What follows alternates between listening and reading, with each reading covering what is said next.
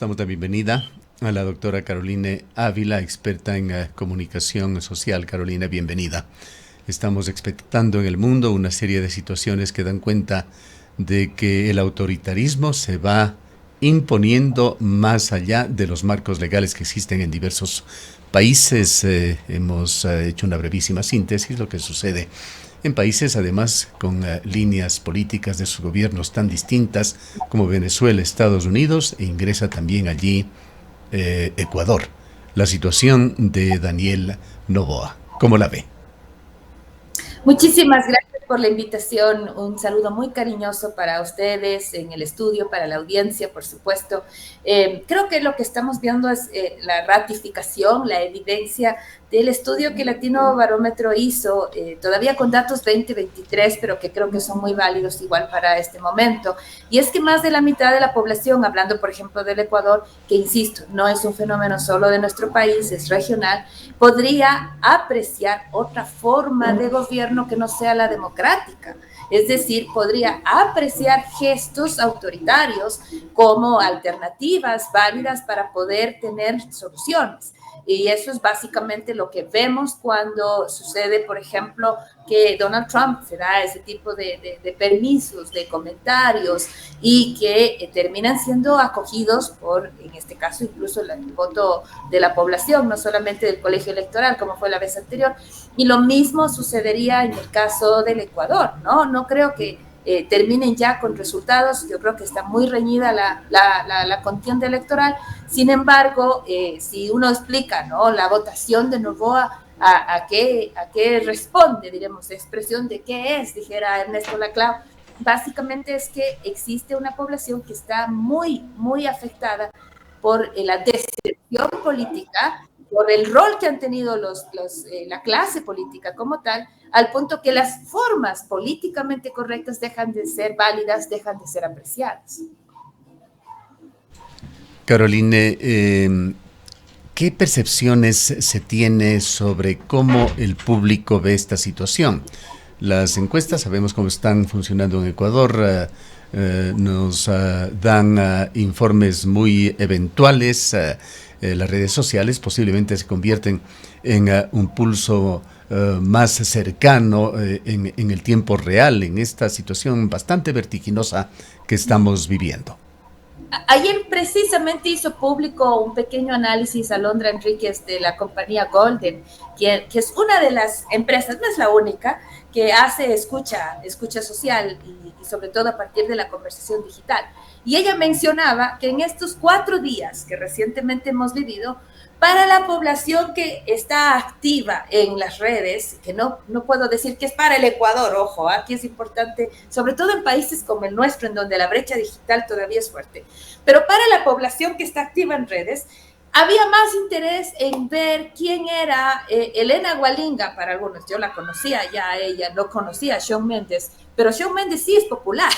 Y entonces esa parejita era más importante que, por ejemplo, ver qué pasaba con Verónica Abad. Entonces, ese tipo de conversaciones populares, sociales, incluso entretienen o distraen frente al dolor de lo que se está viviendo o frente a la decepción de la clase política. El segundo tema fuerte fue obviamente la participación electoral de quienes están allí taco a taco, diremos, ¿no?, en este proceso, que son Daniel Noboa y Luisa González. Algunos dicen que es al revés, Luisa González y Daniel Noboa. El punto es que está claro que la cosa está en este escenario, más bien de dos, antes que del resto de participantes. Y la forma en la que se configura esta conversación, por supuesto, al ser candidato, presidente y más polémico, es quien está generando más conversación, más activación, en este caso Daniel Noboa, pero precisamente por ello también más expuesto, al punto que en el análisis del sentimiento de los posteos está 36% me parece de positivismo, 37% de contenido negativo, y más bien el contenido neutral está orientado a partir de las noticias que genera la participación del presidente. Mientras que en el caso de Luisa González, que es la siguiente más comentada en las redes sociales, es precisamente interesante, si bien es cierto, hay un poco menos de participación, pero el 56% de esa participación es contenido positivo y solamente un 30 o incluso menos de un 30% contenido negativo.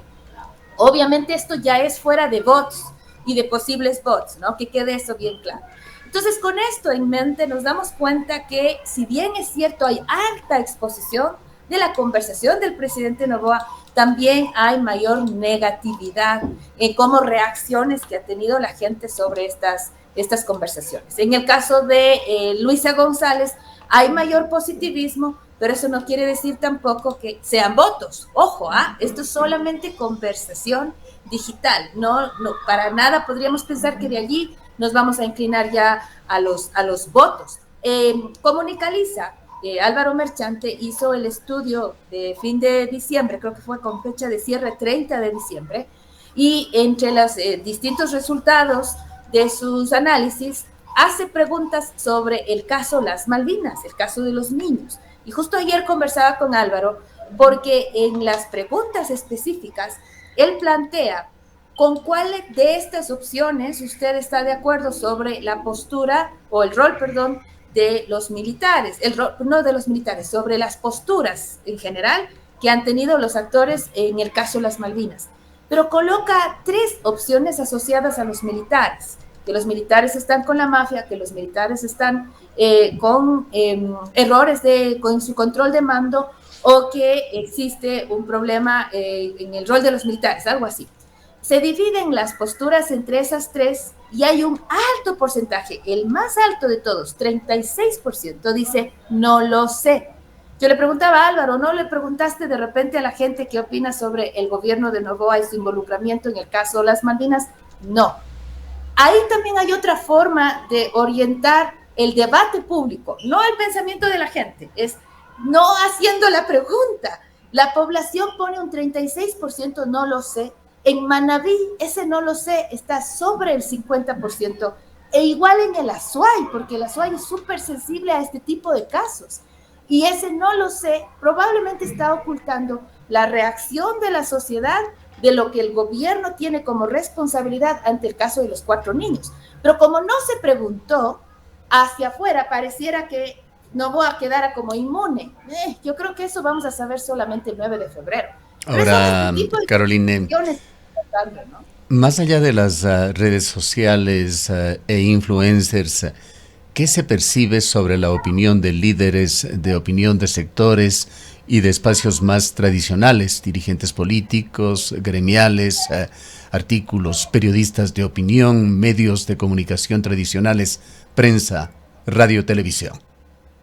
Creo que en ese sentido es generalizada la opinión de cómo el presidente se está saltando la normativa, toda la estructura jurídica, y superando en ese sentido el rol que el Ejecutivo debía tener en comparación con otros poderes del Estado. Creo que es generalizada la negativa apreciación respecto de estos actos del presidente.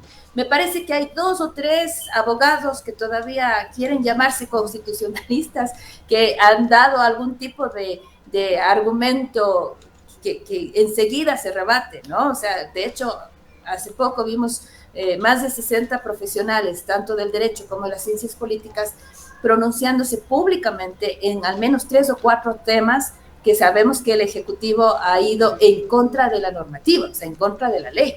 Y creo que eso da cuenta del escenario general de la conversación.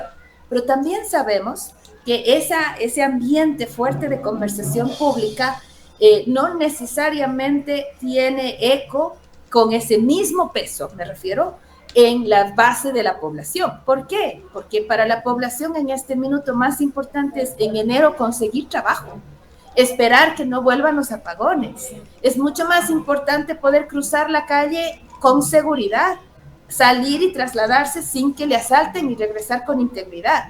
Y ver que en esa refrigeradora, primero, pueda tener luz y no dañarse la comida, y segundo, pueda tener comida también. O sea, y quizás al revés, primero poner comida en la mesa. Entonces, cuando hay ese tipo de preocupaciones en donde las necesidades fundamentales deben primero responderse, es posible que estas otras preocupaciones sobre el cumplimiento de la ley pasen a un segundo plano. Al menos todavía no está eso dentro de las prioridades de la preocupación ecuatoriana.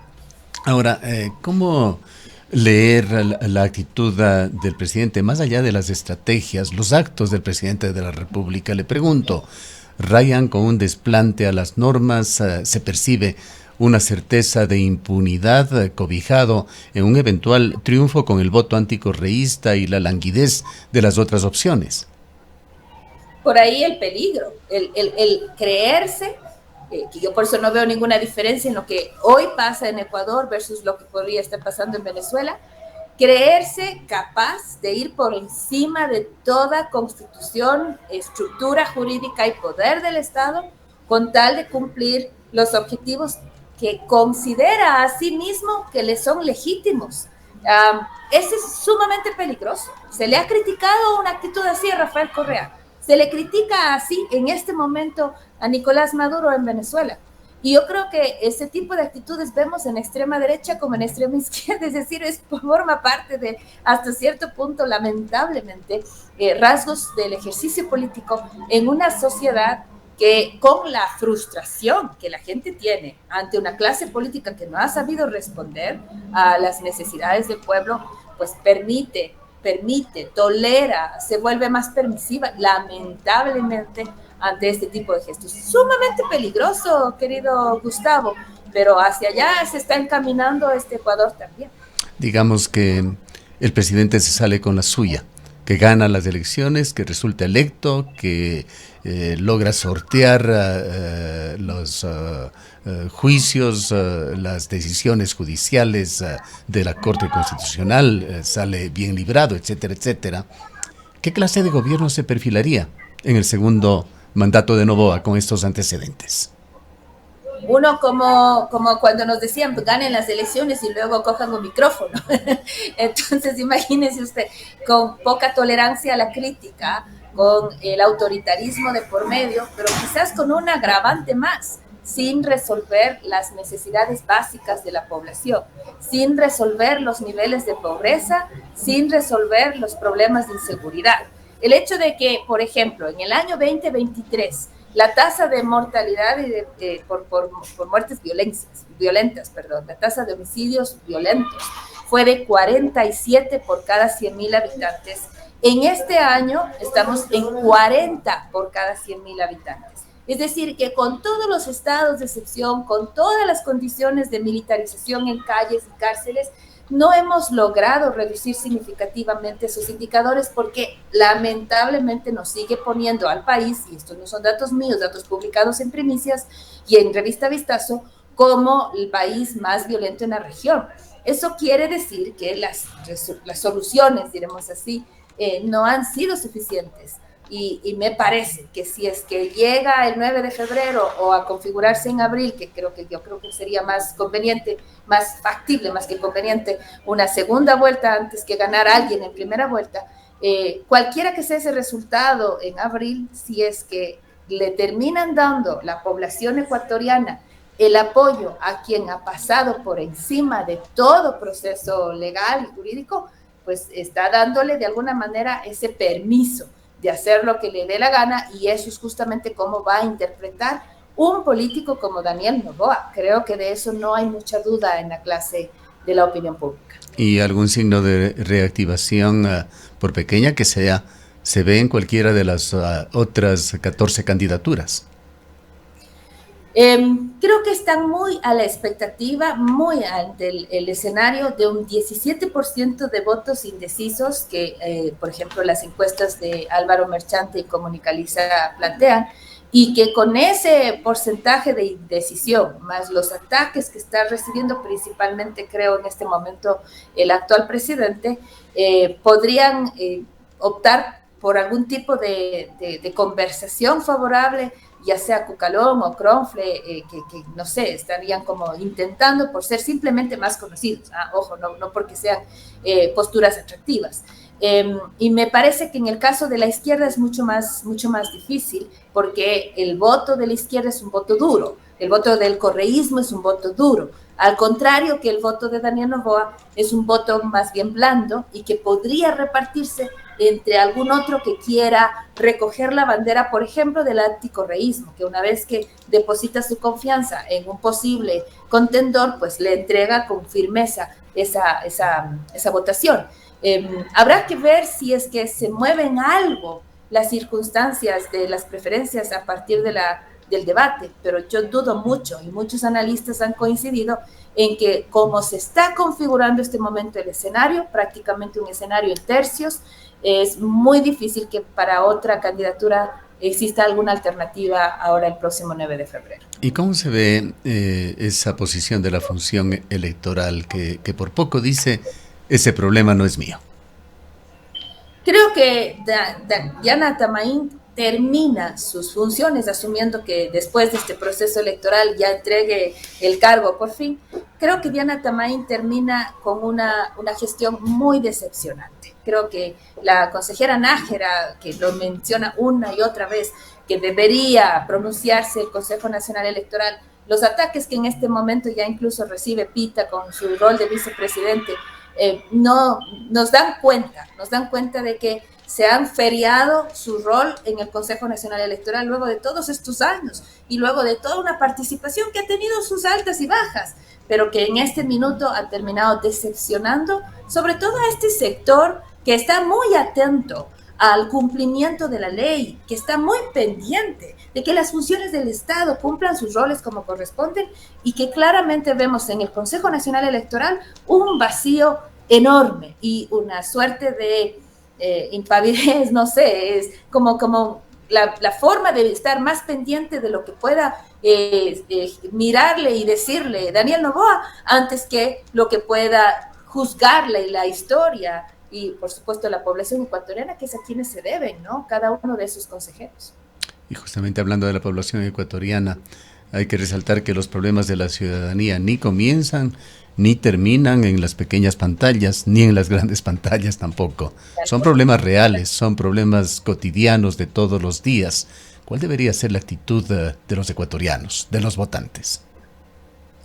Creo que los votantes están en este momento en la expectativa de ver cómo gira esta conversación. Hasta cierto punto todavía pendientes, sobre todo del debate. Espero que la actitud sea de informarse a aquellos que no han tomado todavía una decisión, pero quienes ya lo han hecho, es evidente que lo están haciendo sobre bases más bien ideológicas, si tú quieres, o bases inclusive todavía emocionales, es decir, porque no quiero que este suba, me voy por este otro, ¿no? Que suele ser un razonamiento muy claro, o porque hiciste todo mal en este año, no te voy a dar, es un voto castigo en el fondo.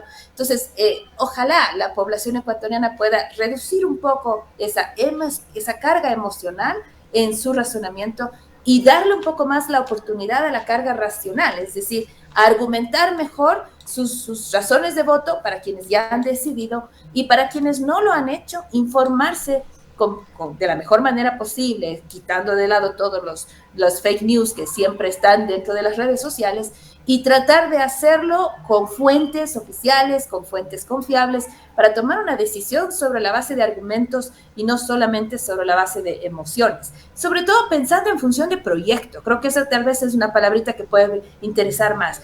¿Qué proyecto de país quieres tener? Y sobre esa base, pues tomas una decisión. ¿Qué proyecto de país quieres tener? El rol de los medios de comunicación, querido Gustavo, es fundamental en ese sentido. Tratar de darle las suficientes herramientas a nuestra población, a quienes nos están viendo y escuchando, para poder decidir en función de un proyecto de país. Y ya no solamente en función del carácter de una persona, que es lo que hasta ahora ha sido lamentablemente la discusión, ¿no? Del carácter de quien va a estar al frente, que es importante, no digo que no, pero al parecer no alcanza, porque no se entiende cuál es el proyecto de país.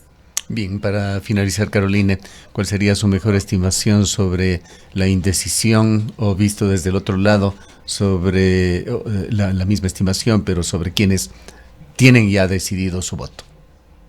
Sé decir a mis estudiantes, tengo la cara de bruja, pero todavía no tengo la habilidad ni el talento de ver el futuro. Pero uno puede hacer una pequeña evaluación más bien hacia atrás, ¿no? Y cuando se va reduciendo la indecisión, que anteriormente estaba sobre el 30 y ahora está en 17, esa reducción de la indecisión se reparte principalmente en las dos principales figuras que están en este momento contendiendo directamente, ¿no? Estamos hablando de la Revolución Ciudadana y de ADN. Entonces, yo creería que lo que va a pasar después del debate, cuando las cosas están así, la estadística nos dice, pero también las ciencias de la política y de la comunicación, que los debates no terminan cambiando mucho la tendencia. Es decir, que cuando las cosas están así como escenario, no es que se van a repartir a más votantes, sino que se van a quedar en estos dos y las diferencias no van a ser significativas. No es que va a ganar uno sobre el otro, no, más o menos se van a presentar igual y que ese mismo escenario con unos 3-4 puntos de diferencia va a ser el que veamos el próximo 9 de febrero. Es muy probable que eso suceda. Ha pasado ya en otro tipo de escenarios políticos en otros países, por supuesto, y a no ser que suceda algo catastrófico, como sí, por ejemplo, pasó en el 2023, probablemente el mismo escenario se repita para el 9 de febrero. ¿Qué trascendencia tendrá ese debate vicepresidencial de este domingo? Creo que lo más importante es debatir. Como siempre he dicho, hay que aplaudir cualquier esfuerzo por debatir, y en este caso el CNE está a través de un par de consejeros, creo que también está ahí la consejera Nájera, pendiente de que este debate se dé. Felicito a las universidades, creo que la Bolivariana está pendiente allí también en Guayaquil, porque este debate tenga lugar. Lo importante es eso, debatir, Gustavo. Por eso debería ser muy reprochado que si es que al final del día no llega a participar, la candidata Pinto no lo haga, esa ausencia tiene que ser castigada, porque si estás pidiendo el puesto, tienes que tener la entereza suficiente como para presentarte, para poder defender tus ideas y nunca minimizar un espacio de consideración pública como va a ser la de este fin de semana. Por supuesto, es debate vicepresidencial, no es en donde se decide el voto, pero es la oportunidad que han tenido estas personas de poder expresar sus posturas. Creo que eso es fundamental apreciar. Y de allí, pues, obviamente los ojos van a estar en el debate presidencial. Bien. Gracias a Caroline por habernos acompañado. Gracias por la invitación. Declaraciones de la doctora Caroline Ávila, PhD, académica experta en comunicación social.